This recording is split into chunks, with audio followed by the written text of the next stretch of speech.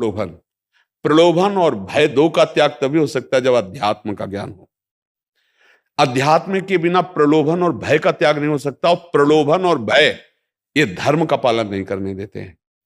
आप विचार करके देखना इस विषय पर, तो हमें लगता है कि अध्यात्म शिक्षा अगर जन जन में पहुंचे, वास्तविक अध्यात्म, प्रवचन होना तो बहुत है, ये तो बहुत है, वास्तविक अध्यात्म में जब तक हम स्वयं नहीं होंगे तब तक सुधार नहीं होने वाला है।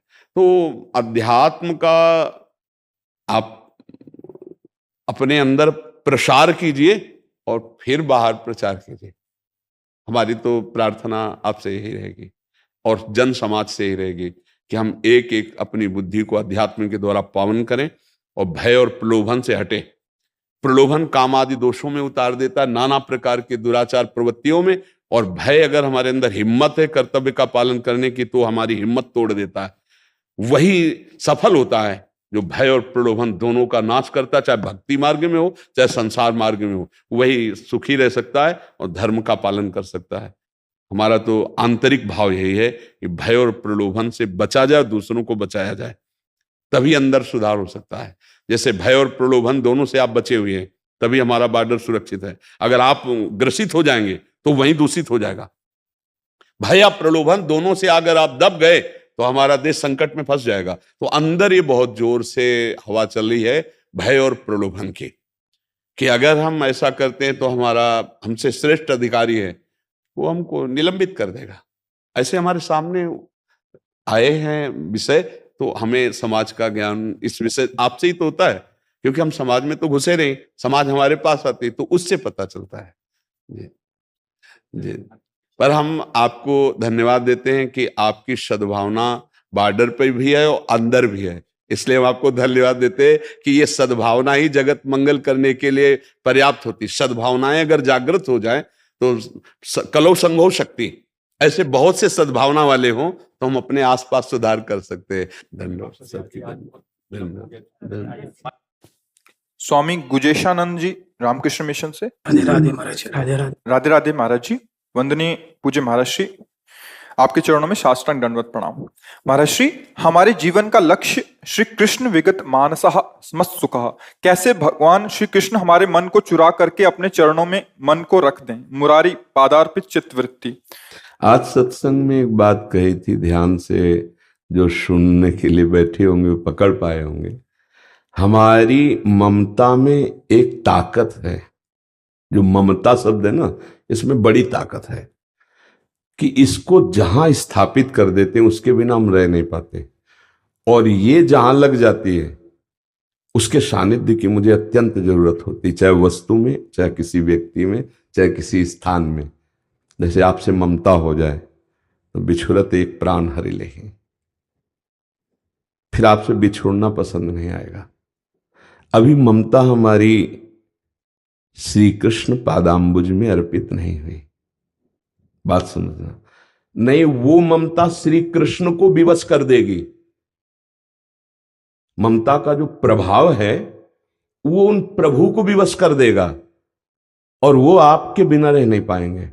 आपको बुलाना नहीं पड़ेगा, वो छा जाएंगे आपके मानस पटल पर, आपके नेत्र में। आपको बाहर भीतर कृष्ण ही कृष्ण नजर आएंगे।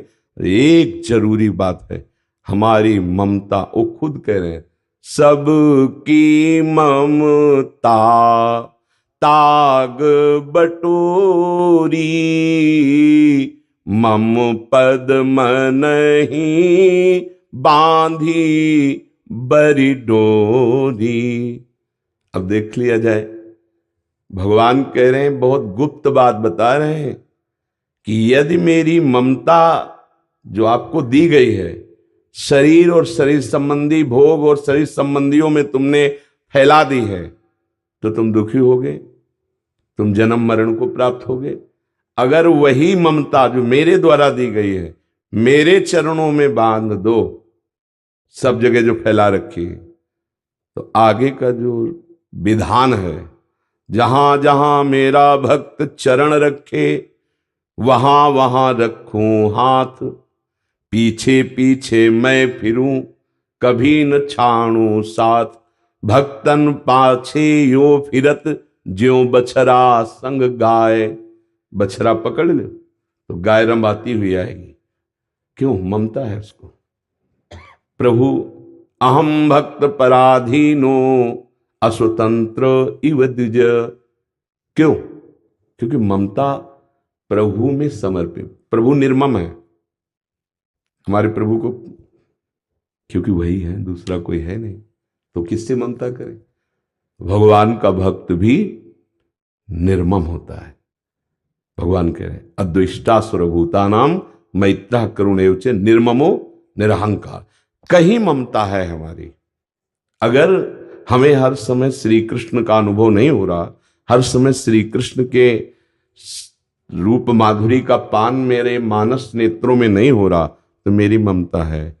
किसी इंद्रिय के भोग में, शरीर में, किसी व्यक्ति, वस्तु, स्थान में ढूंढ ले, पक्की बात है। जहां ये ममता समेट कर प्रभु के चरणों में समर्पित कर दी, बस फिर रूप छके घूमत रहे, तन को तनिक न भान। नारायण, एक नारायण स्वामी, दृग जल बहे यह प्रेम पहचान। अश्रु प्रवाह होता रहता है। प्रभु की मीठी मीठी स्मृति, प्रभु की कोटि कंदर्प दमनीय वो लावण्य, वो रूप माधुरी उपासक पान करता रहता है। कमी है हमारी तरफ से कि हमारी ममता नहीं समर्पित है प्रभु के चरणों में। अगर इसे बड़ी सूक्ष्मता से समझ लिया जाए तो अभी इसी क्षण आनंद आने लगे। ममता नहीं रखनी, ना अपने शरीर में, न अपनी इंद्रियों के भोगों में, और ना किसी व्यक्ति में। सबकी ममता ताग बटोरी, मम पद मनहि बांधि बर डोरी। पूरे जीवन भर यही करना है। ये जिस क्षण कर लिए, फिर आगे का कार्य प्रभु करते हैं। वो समदर्शी बना देते हैं, वो इच्छा रहित कर देते हैं, हर शोक रहित कर देते हैं, निर्भय कर देते हैं। उसे करो सद्यते साधु समाना, मैं उसे संत बना देता हूं। ममता समर्पण करने की जरूरत है।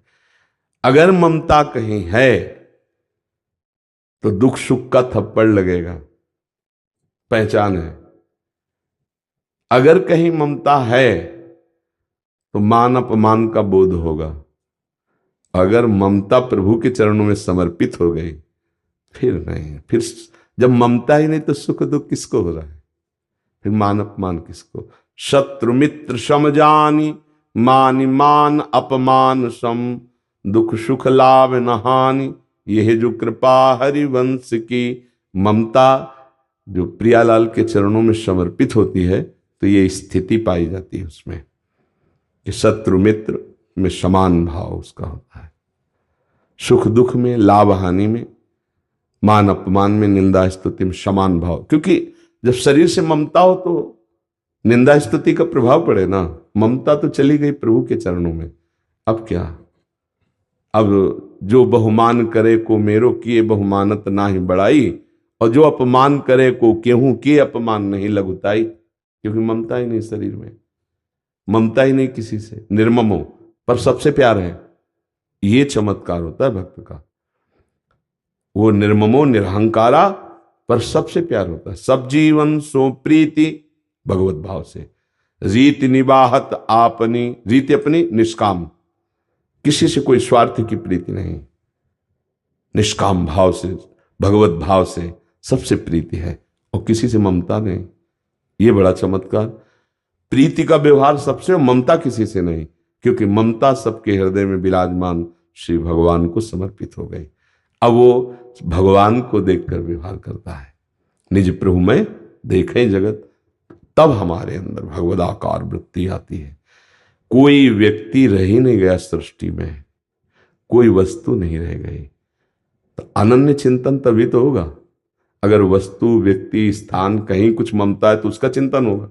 जब ममते नहीं रही तो प्रभु का चिंतन, और जब प्रभु का चिंतन हुआ तो कुछ रह ही नहीं गया। मत्ता पर तरम नान्य किंचिदस्ति धनंजय, मेरे सिवा कुछ नहीं। ये अनुभव हुआ। अब वास्तविक जो रस आया वो प्रतिक्षण वर्धमान आया, वो किसी घटना परिस्थिति में बदलने वाला नहीं होता। तो वो जो उपासक जन है वो जब अपनी ममता को बटोर कर प्रभु के चरणों में समर्पित कर दे तो बात बन जाए। और यहां त्रुटि हो जाती है। हम नाम जप करेंगे, थोड़ा साधन करेंगे, थोड़ी सेवा करेंगे, पर ममता शरीर में, ममता अपनी मान्यता, प्रियता इंद्रियों की, बहुत समय लग जाता है। साधना को समझना है, ये क्रिया से नहीं होता, ये केवल समझ ठीक होने से होता है। तभी गोस्वामी जी ने, तुलसीदास जी ने बहुत शोध कर कहा कि बिगड़ी जन्म अनेक की अबहीं सुधरे आज, होई राम को। बस अपना जो ममत्व है उसको प्रभु के चरणों में अर्पित कर दूंगा। सब साधन का ये सार है, ममता शून्य हृदय और ममता युक्त हृदय। प्रभु के चरणों में ममता और शरीर और संसार से ममता शून्य। और यहां सब उल्टा है, सिर्फ प्रभु से ममता नहीं और सब जगह है लेला। देखो ना, जैसे छोटे बच्चे से माँ प्यार करती है, कैसे छोटा बच्चा माँ से प्यार करता है। भय आया तो माँ की गोद में दौड़ जाएगा, और सुख की बात है तो माँ की गोद में। अगर उसे टॉफी पसंद आती तो पहले माँ की तरफ देखेगा, माँ। ऐसा वक्त होता है, अनुकूल प्रतिकूल हर परिस्थिति में ममता केवल प्रभु के चरणारविंद में होती है।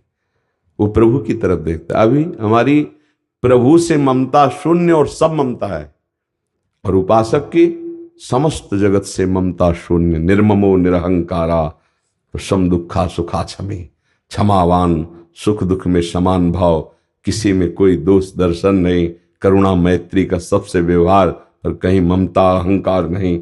ये भक्त का स्वरूप है। इसलिए नाम जप और अपनी ममता को धीरे धीरे चुन चुन के प्रभु के चरणों में समर्पित करना, जीवन लग जाता है। अगर सही बात बैठ जाए दिमाग में तो पलटने में 1 मिनट लगता है। बस दिमाग में बैठा लिया गया प्रभु के सिवा। पर ये बैठना कठिन होता है। देखो ना, लगे तो है, इस हम लेके चले अपनी ममता को बटोर कर प्रभु के चरणों में, वो कहीं फैल जाती है, देख लो, फिर कहीं फंस जाते हैं। हम उसको ठीक ठिकाने पर चढ़ा नहीं पाते, समर्पित नहीं कर पा। और उन्होंने सिर्फ कहा है, मम पद मन ही बांधी पर, मेरे चरणों में बस।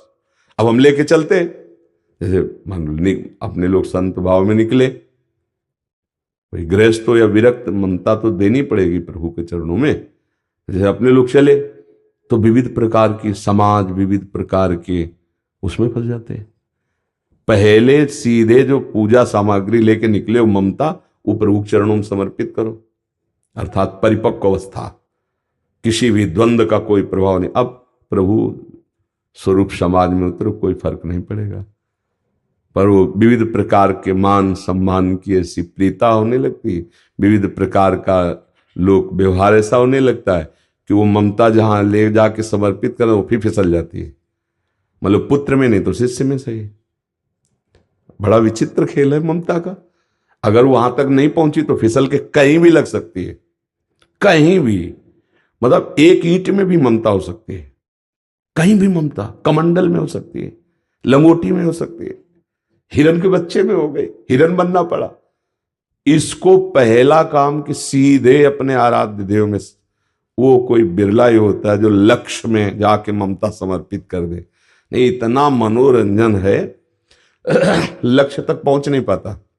निकला तो, पर मनोरंजन इतना जोर का माया फेंक देती है ना, सब फ्री, खाओ पियो भोगो देखो, ऐसा फंस गया। वो ममता वहां तक नहीं पहुंचे। इसीलिए बहुत कठिन कहा जाता है भगवत प्राप्ति। भगवत प्राप्ति कठिन नहीं है, कठिन है प्रभु से ममता कर पाना। और ये सब गुरु के सानिध्य में, संतों के सानिध्य में सरल भाव से हो जाए, यदि हम उनकी आज्ञा पर रहें। महत् संगस्तु दुर्लभ हो पर अगम्य हो। हम उनकी आज्ञा पे नहीं रह पाते। यदि आज्ञा पे रहे तो अमोघस्य निश्चित भगवत प्राप्ति हो जाए। ममता, खास सत्संग का सार स्वरूप ममता प्रभु के चरणों में समर्पित हो जाए। अब ये देखता रहे ममता कहाँ है। जब शरीर से ममता है तो प्रभु से कहा ममता, जब शरीर संबंधियों से ममता है तो प्रभु से कहा। नाते नेह राम के मनियत सुहृद सुसेव्य जहालो, अंजन कहाँ आंख जय फूटे बहुतक कहाँ कहाँ लो। वो प्यार किस काम का जो प्रभु से विमुख कर दे, जो हमारे जीवन को नष्ट कर दे। सच्ची बहुत धोखा हो जाता है। इंद्री मन शरीर का प्यार पूरे जीवन को बर्बाद कर देता है। बड़े भाग्यशाली है जो व्यवहार तो धर्मयुक्त करते हैं और प्यार प्रभु से करते हैं। आप लोग जैसे बैठे हो आकर के, तो प्रभु ने आप पर कृपा करी तो ये बातें सुन पा रहे हो। नहीं, बातें सुनना ये बातें अध्यात्म की, प्रभु के मार्ग में चलना ये दुर्लभ वस्तु है। सुत दारा धन लक्ष्मी पापियों के घर होए, संत समागम हरि कथा तुलसी दुर्लभ दोए। इस संसार में दुर्लभ ये कि भगवत प्रेमी महात्मा मिल जाए और शुद्ध सत्संग मिल जाए, आध्यात्मिक शास्त्र सम्मत, तो हम सार बात समझ पाएंगे कि क्या करना है। ये अध्यात्म है जो आपके मन को आनंद दे। इसमें किसी भी वस्तु व्यक्ति के सहयोग की जरूरत नहीं, चवन्नी की जरूरत नहीं, एक दाना की जरूरत नहीं। अरे भरण पोषण तो सबका भगवान कर रहे हैं। अध्यात्म को, उसको स्तर से नीचे मत गिराओ। अध्यात्म को नाटक मत बनाओ, अध्यात्म को व्यापार मत बनाओ। अध्यात्म को अध्यात्म रहने दो। व्यापार के लिए और भी बहुत सी बातें हैं। अध्यात्म को तो केवल भगवत प्राप्ति की, और भगवत प्राप्ति के लिए आपको कहते कुछ जरूरत नहीं। सही पूछो तो हर जरूरत मिटा देना ही भगवत प्राप्ति है। जा ही न चाहिए कबहु कछु, तो तुम सन सहज सने, और बसो निरंतर तासुर सोराउर निजगे। ना श्रोता भगवान को प्राप्त करना चाहता है और न वक्ता चाहता है। आजकल सत्संग में भी बोला, बड़ा दुख होता है। अध्यात्म मंच पर बैठकर प्रपंच, अध्यात्म मंच पर बैठकर प्रपंच। अध्यात्म का ज्ञान ऐसे हो जाएगा क्या? नहीं भैया, अध्यात्म का जब तक विवेकवान, और विवेक कहां होता है? साधु महात्माओं के संग से। जब तक संतों के चरणों में नहीं बैठे, संतों की आज्ञा में नहीं बैठे, तो अध्यात्म जान जाओगे? नहीं नहीं, फिर नहीं। तुम पीएचडी पढ़ के अध्यात्म नहीं जान सकते। तुम चाहे जितने बड़े विद्वान हो, अध्यात्म को समझने के लिए किसी आत्मबोधवान महापुरुष का ही आश्रय आवश्यक है। तभी आप उस विषय को, तो अध्यात्म को आप सुन रहे हैं, बड़ी हम पर कृपा कर रहे हैं। भगवत मार्ग पर चलने की सोच रहे, बड़ी कृपा कर रहे हैं। नहीं तो बड़ा दुर्लभ होता जा रहा है अध्यात्म का श्रवण और अध्यात्म का कथन। प्रपंच के लोग, संसार के, वही सुनना चाहते हैं जिससे मन जो है विषयी मन और विषयों में लग जाए, विषयी मन निराश हो जाए, विषयों की तरफ से उदास हो जाए और भगवान की तरफ उल्लसित होके चले। ये केवल सत्संग से होता है। बड़े भाग पाई सत्संगा, बिनय प्रयास होई भव भंगा। संसार समुद्र सूख जाए, उसे सत्संग कहते हैं। ज्ञान जागृत हो जाए, सत आचरण जागृत हो जाए, भगवत प्रेम जागृत हो, तभी कह तात स्वर्ग पवर्ग सुख धरी तुलाय कंग तूलनताय सकल मिल जो सुख लव सत्संग। केवल लक्ष्यदार भाषण और विविध प्रकार के मनोरंजन उससे सत्संग नहीं। मन भंजन, इंद्रिय निग्रह, मनोनिग्रह, स्वरूप बोध, भगवत प्रेम, ये सब सत्संग से होता है। आज हमारे ऋषि मुनि, ब्रह्म ऋषिजन, आचार्यजन, देखो उनकी वाणियां पढ़ो, उनकी वाणियां सुनो, तुम्हारे मोह का नाश हो जाएगा। बड़ा उपहास होने लगा है, बड़ी पीड़ा होती है। जैसे कभी कोई ऐसे सुनाए दिखाए कि देखो उनका ऐसा, तो पीड़ा होती है। भैया कल आप ही प्रमाण माने जाएंगे, क्योंकि कलयुग बढ़ता चला जा रहा है। शास्त्र क्या कह रहा है? हम अपनी वासना से प्रेरित होकर उसका अर्थ करेंगे तो अलग निकलेगा, और उपासना से प्रेरित होकर करेंगे तो उसका अर्थ अलग निकलेगा, और उपास्य देव में स्थित होकर देखेंगे तो उसका अलग अर्थ निकलेगा। शास्त्र को अपनी वासना से प्रेरित करके ना बोला जाए, उपासना या उपास्य देव में स्थित होकर ही बोला जाए। बहुत जैसे श्रीमद् भागवत है, साक्षात श्री कृष्ण प्राप्ति का स्वरूप है। अगर हम उसको जो लिखा है वैसे गायन करें, वैसे श्रवण करें, तो एक भयंकर भूत भगवत पार्षद बन करके चला गया था। धुंधकारी। श्रीमद् भागवत श्रवण मात्र से भगवत प्राप्ति, श्रीमद् भागवत श्रवण मात्र से श्री कृष्ण चरण अनुराग, संसार से वैराग्य। पर जो लिखा है बस मंत्र होते ना, 18,000 मंत्र हैं श्रीमद् भागवत में। 18,000 जो श्लोक है ना वो मंत्र है। किसी को भी 18,000 श्लोक सुना दिए जाएं, चाहे जितना बड़ा पापी हो, पक्का कल्याण हो जाएगा। उसका प्रभाव है। तो चलो श्लोक समझ में नहीं आता तो श्लोक का पाठ हो गया और फिर मूल व्याख्या कर दी, जो लिखा है मूल। अब देखो एकादशी स्कंद की कहां व्याख्या होती है? एकादशी स्कंद श्रीमद् भागवत व्याख्या, जो मोक्ष धर्म का साक्षात स्वरूप है, भगवत भक्ति का स्वरूप है, प्रेम का स्वरूप है। तो हमें लगता है कि अगर 4 लोग बैठकर अध्यात्म की चर्चा सुनते हैं कलयुग में अब, तो वो प्रवक्ता पर कृपा करते हैं, क्योंकि मन भंजन करना अध्यात्म है। साधु महात्माओं के पास जाया जाता है मन निर्मल करने के लिए, भगवत बोध प्राप्त करने के लिए, भगवत प्रेम के लिए। हमारे आचरण कैसे होने? बोले ये आदमी संत संग करता है, देखो इसकी वाणी देखो, इसके आचरण देखो, इसका स्वभाव देखो। क्यों? बोले साधु संग करता है, उसका प्रभाव पड़ना चाहिए। अगर हमारे आचरण वैसे ही संसारिक, तो चाहे हजारों जगह घूमे आओ, सत्संग वो जो आपके जीवन का परिवर्तन कर दे, तो आपका सुनना सार्थक हुआ और उनको बोलना सार्थक हुआ। तो हमारी ममता प्रभु के चरणों में समर्पित हो जाए तो हमें वैसे ही प्रेम हो जाएगा जैसे हम चाहते हैं।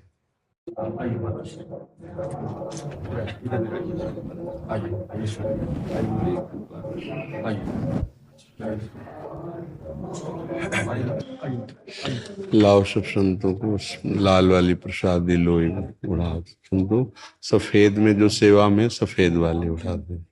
महर्षि में आश्रम कुप्पाघाट भागलपुर बिहार में पड़ता है जी। तो सब एक कार्यक्रम था यादव ठाकुर के सामने में जी, आनंद फार्म हाउस के पास जी। तो वहाँ लगभग 500 संत आए हुए थे पूरी संस्था से, मतलब सब जगह से जी। और 25 से 30 हजार लोग लगभग भक्तों की व्यवस्था थी जी। तो वहीं से सब कुछ संतों की इच्छा हुई मिलने की, तो ले आए। मैं तो यहीं रहता हूँ वृंदावन में ही। हाँ, बड़ी कृपा जो प्रभु मोहि अनुग्रह की ना, तो तुम आई दरस 60 दिन। हमारे प्रभु कृपा किए तो आप सब आके दर्शन। बहुत दिनों से नाम सुना था तो मन में श्रद्धा बनी की ये संत मत की संस्था है, स्वामी जी का दर्शन करना। स्वामी जी संत मत का जी, हमारी संस्था में जो है जी, मैंने अभी आपका थोड़ा सा प्रवचन सुना, इससे भी मैं आपको फॉलो करता हूँ, क्योंकि आपने शास्त्र और जो संतों के प्रति अश्रद्धा हो रही थी जी, उसको आपने पुनः लोगों में, आप संतों की चरण धूलि का प्रताप ही। हाँ, आप संतों की चरण। हमारे यहाँ स्वामी जी सगुण और निर्गुण जी दोनों की मान्यता है जी। सगुण से हम भक्ति का आरंभ मानते हैं और निर्गुण अनुभूति। महाराज जी, चाहे जो भक्त हो, दोनों प्रकार की उपासना साथ साथ चलती है। जैसे हाँ, दोनों पैर से व्यक्ति चल सकता है। हाँ, जैसे हम प्रगट में ठाकुर जी का अर्चा अवतार श्री विग्रह विराजमान किए हैं, और अप्रकट में सबके अंतःकरण में वही तत्व निराकार रूप से विराजमान है। ये जितने आकार हैं ये परिवर्तनशील हैं, लेकिन इस आकार को चैतन्य घन जो चेतना प्रदान करता है वो निराकार है, उसका कोई रूप नहीं है। हम जिस रूप की भावना करते हैं वो उसी रूप से हमारे अनुभव में आता है। अगर हम कोई भावना न करें तो जीवन मुक्त हो जाए, समझ रहे ना? कोई चिंतन नहीं, न सत न असत, वो जीवन मुक्त महापुरुष है। सच्चिंतन वो भक्त है, असत चिंतन वो संसारी है, समझ रहे? और आखिरी में जाके भक्त भी चिंतन को कर्ता भाव से त्याग देता है। स्वाभाविक उसका भगवदाकार वृत्ति रहती है, मैं का विस्मरण हो जाता है भक्त को। तो केवल जो इष्ट माना था वही रह गया एक। भक्ति की स्थिति होती है, ब्रह्म नहीं, माया नहीं, नहीं जीव नहीं काल, अपनी हूं सुध ना रहे, एक रहो नंदलाल। ज्ञानी की दृष्टि रहती है मैं में, जो शुद्ध मैं, जिसके आगे कोई उपाधि नहीं लगती। उपाधि युक्त मैं मायामय है। मैं भक्त हूं, मैं संत हूं, कुछ भी उपाधि लगती है, देहाध्यास जिस हाँ, उपाधि शब्द ही मायामय है, और जहां शुद्धमय है वो ब्रह्म है। ये जो अंतःकरण धर्म से मैं स्फुरित हो रहा है, इसी को मिटाने के लिए साधना है, और ये मिटी तो स्वरूप अपना जो था, जो है, वही रहेगा। उसका क्या स्वरूप है, अनिर्वचनीय है, उसको हम जिस रूप में मानते हैं। अच्छा स्वामी जी, एक बात और आज सुना मैंने आपके प्रवचन के माध्यम से जी कि सगुण भक्ति के माध्यम से भगवान जल्दी प्रसन्न हो जाते हैं। जी हाँ, उसका कारण क्या है महाराज जी, कि हम लोग आकार में फंसे हैं। जैसे हम अपने गुरुदेव को माना तो सगुण भक्ति हुई ना, गुरुदेव आकार रूप में विराजमान है, उनका चरण प्रक्षालन, उनकी सेवा, उनकी आज्ञा में, तो स्थिति हमारी उसी में आएगी, सर्वव्यापक तत्व में। स्वामी जी, हम जो है ना, जिस संस्था से जी हम अपने सदगुरु महाराज को ही इष्ट मानते हैं, और उन्हीं में हमारी आस्था इतनी गहरी है जी कि मैं उनको सगुण साकार ब्रह्म रूप मानता हूं। महाराज जी, बिना इसके तो कुछ हो ही नहीं सकता।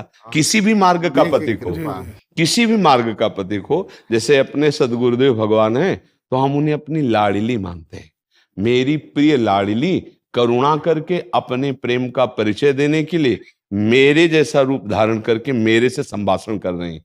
नहीं तो चिदानंद वाक्यों को समझने के लिए पांच भौतिक श्रवणेन्द्रिय की क्षमता नहीं है। चिदानंद रूप देखने के लिए ये जो नेत्रेंद्रिय प्रकृति के द्वारा रची, इसकी क्षमता नहीं है। चिदानंद नेत्र ही चिदानंद का साक्षात्कार कर सकते। चिदानंद में देह तुम्हारी विगत विकार ज्ञान अधिकारी। अच्छा, भगवान के साक्षात्कार का फल भी यही होता है कि जीव अपने स्वरूप में स्थित हो जाता है। मम दर्शन फल परम अनुपा, जीव पाव निज सहज। कठोपनिषद में भी आया है, चक्षु से चक्षु माकस्य वाकम। जी वहाँ इसके प्रतिपादन करती है। हमारे सदगुरु महाराज के जो ये मुख्य उपदेश है जी, उनमें यही है कि आप सत्संग, ध्यान, सदाचार जी और गुरु सेवा, वो फिर कहते हैं कि इन चारों में गुरु सेवा सबसे बढ़कर है। जिनमें गुरु सेवा आ गई, उनकी कृपा से ये सब आ जाते हैं। जी बिल्कुल। गुरु सेवा में गुरु आज्ञा सर्वोपरि है। जी उस पर आप अटल हो जाइए, उनकी कृपा होगी, गुरु कृपा ही केवलम, उनकी कृपा होगी। यह सार है सिद्धांत सबका, सदगुरु को सेवना, में ही न हो कछु यही बिना गुरु सेव कर।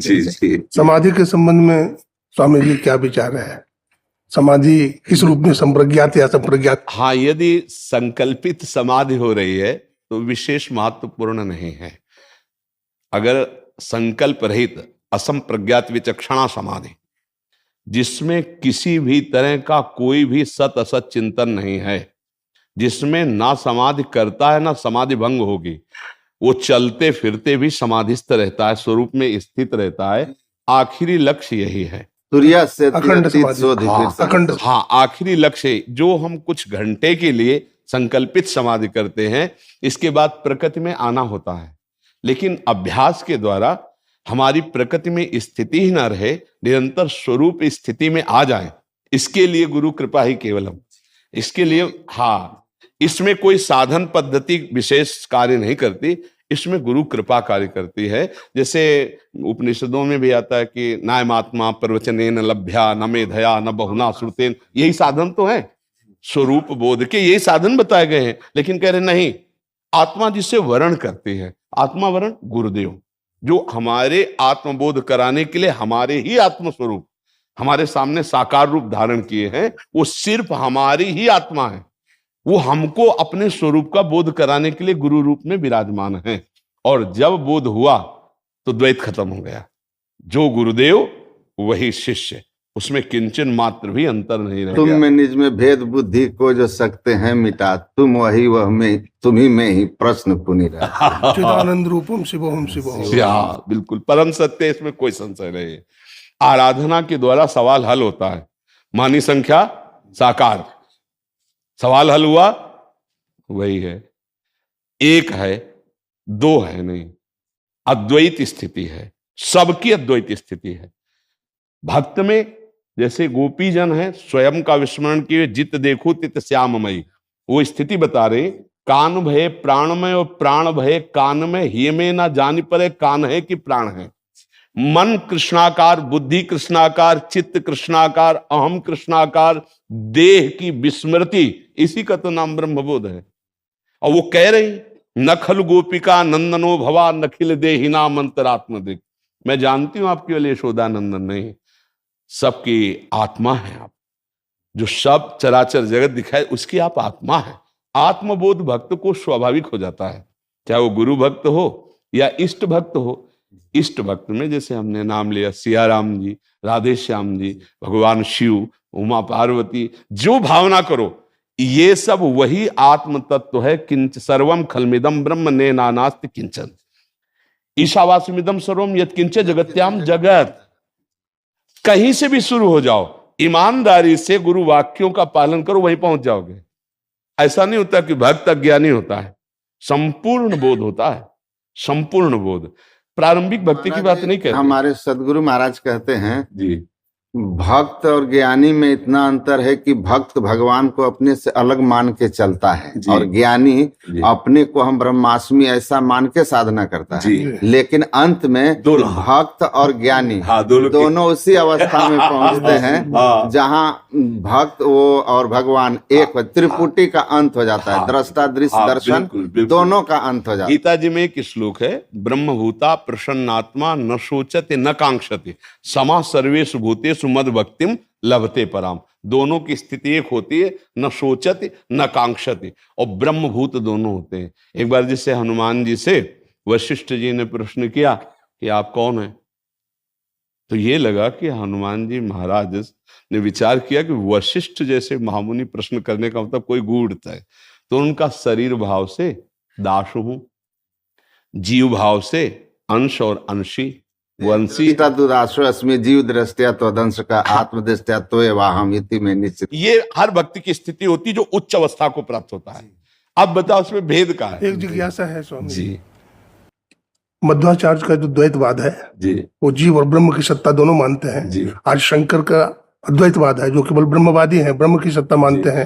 लेकिन दयानंद स्वामी का त्रैतवाद है ना, वो जीव ब्रह्म और प्रकृति तीनों की सत्ता स्वीकार करते हैं। महाराज जी, इसमें एक बात ये ध्यान रखनी, समुद्र में तरंगें उत्पन्न होती हैं, तरंगों की सत्ता नहीं होती, शुद्ध समुद्र की सत्ता होती है। तो ये ब्रह्म की मायामयी तरंगे हैं, प्रकृति उसकी तरंग है, और जब वो शांत होती है तो ब्रह्म रूप ही है। तरंग नाम वायु विकार के कारण हुआ, वायु विकार हटा तो समुद्र था, समुद्र है, समुद्र रहेगा। अब उसे किसी भी रूप में आप स्वीकार कर रहे हैं, वो ब्रह्म ही है। विकार रहित ब्रह्म का स्वरूप शांत समुद्र है, शांत समुद्र है। अब उसे हम पहुंचाने के लिए कुछ भी रूप दे सकते हैं। जब भक्तों को श्रद्धा और पूजन की बात आई तो एक पत्थर उठा के गुरु ने दे दिया, उससे ब्रह्म प्राप्ति हो गई। कहीं भी शुरू करो, हर कण में वो विराजमान है, और जब आपकी तन्मयता बढ़ेगी तो आप वहीं पहुंच जाएंगे। श्रद्धावान लभते ज्ञानवान। बस समस्या ये है कि हम तरंगों की महिमा नहीं मानते हैं। तरंगे हैं विविध, उसे प्रकृति कहें, आप उसे और नानात्व में ले जाएं, लेकिन वो तब तक माना जाएगा जब तक बोध नहीं हुआ। महाराज जी, अगर वस्त्र को स्वीकार नहीं करेंगे तो धागा की यात्रा, धागा को कहाँ से प्राप्त करें? जी जी। अगर हम अभी, हमारे सदगुरु महर्षि मही परमहंस जी महाराज ने कहा कि हम अभी जहाँ हैं वो स्थूल जो नाम रूपात्मक जगत है जी। आप नाम रूपात्मक जगत में हैं तो नाम और रूप का सहारा लेके चलना होगा। बहुत जहाँ आप जहाँ बैठे हो वहीं से आपको चलना है। बिल्कुल, बहुत इसीलिए नाम रूप के सहारा लेना है और इससे यात्रा करनी है। जैसे पानी में जो कोई पड़ते हैं तो पानी का सहारा लेते हैं, अब पानी ही उनका रास्ता होता है और उसी सहारे और रास्ते को लेकर वो पानी के पार चले जाते हैं। उसी तरह सगुण साकार नाम रूप का सहारा लेकर हम यात्रा शुरू करते हैं और फिर गुरु कृपा और उनकी युक्ति, उनके प्रति हमारा जो समर्पण है, पाखंड अहंकार त्याग करके फिर हमको पहुंचा देता है निर्गुण निराकार में। हमारे यहाँ आगे की थोड़ी सी साधना बताई गई है, अंतर ज्योति अंतर्नाद की। महाराज जी, जो स्वरूप बोध है उसमें कोई साधना नहीं, समस्त साधनों का त्याग है। न स्थूल का चिंतन, न सूक्ष्म का चिंतन और न कारण का चिंतन, तीनों मायाकृत है। चिंतनीय जो वस्तु है वो अचिंत्य है, जिसको हम चिंतन करने की बात करें वो अचिंत्य है। जी महाराज जी, उन्होंने यही कहा कि इस साधना से उस अवस्था में जाओगे, अवस्था है अचिंत। हाँ, मूल बात अगर हमारी आगे चलकर स्थिति ये समझ में आती, जैसे स्वप्न में आपने बहुत कुछ देखा, स्वप्न में स्त्री पुरुष नाना तो सब देखा, एक मन के सिवा कुछ था क्या? कुछ नहीं। ये पता जागने पे चला ना, ऐसे ही बोध होने पर मैं के सिवा कुछ नहीं है। आप उस मैं को श्री कृष्ण बोलो, मैं को राम बोलो, मैं को शिव बोलो, मैं को आत्मा बोलो, हमें कोई परेशानी नहीं है। जय जाने जग जाई हेराई, जागे जगा स्वप्न रम जाए। बस चैतन्य महाप्रभु स्वामी जी